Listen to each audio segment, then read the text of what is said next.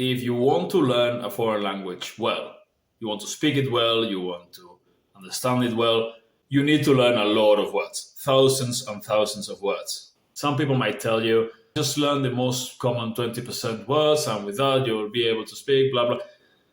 Not really. If you learn a bunch of common words, you'll be able to have some basic small talk, but if you want to really be fluent, you need thousands and thousands of words. Studies, research says that you need around 10,000 words, usually more, to be fluent in a foreign language. How do we learn 10,000 words in a foreign language? Sounds like a lot, right? Well, I've got good and bad news for you.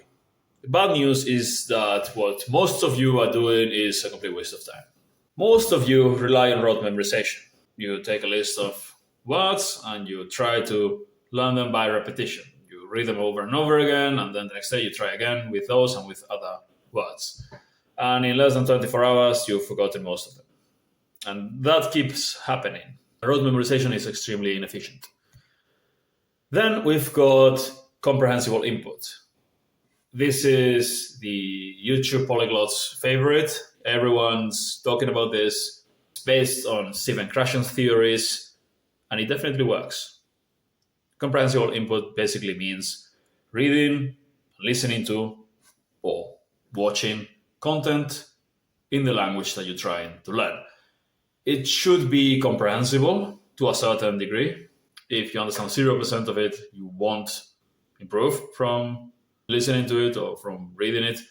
But if it's comprehensible enough, if you keep getting exposed to it, you'll understand more and more, and you learn more words, and you learn all the vocabulary in context, and eventually you'll understand everything and you'll become fluent. That's the logic. That's we all learned a native language. We didn't learn grammar before we learned to speak. Nobody did. That's unnatural. And it works. However, learning by comprehensible input is extremely slow. People like Krashen will tell you very softly and very nicely, and he's a really friendly looking guy. He's also like 80 years old, which means he's a retired academic, and for him, language learning is basically a hobby. He'll tell you that if you read interesting materials a little bit every day, no pressure, no rush, just read what's interesting to you and do it in a way that's just pleasurable. Pleasure reading, he calls it. And eventually, in a couple of years, you'll know enough to understand pretty well and to be able to speak a decent amount. The problem is, I don't have 2 years. I want to speak now. So we have to speed things up. I don't have 2 years to get decent at conversations. I want to start having conversations now. So the solution is using comprehensible input. We'll use comprehensible input because there's no way to get fluent really without comprehensible input. But it shouldn't be the main thing doing. It's extremely slow. Comprehensible input should be mostly for reviewing and consolidating. The real learning happens with memorization. Not rote memorization that I talked about earlier. Memorization with associations. This is real memorization. This will stay in your mind.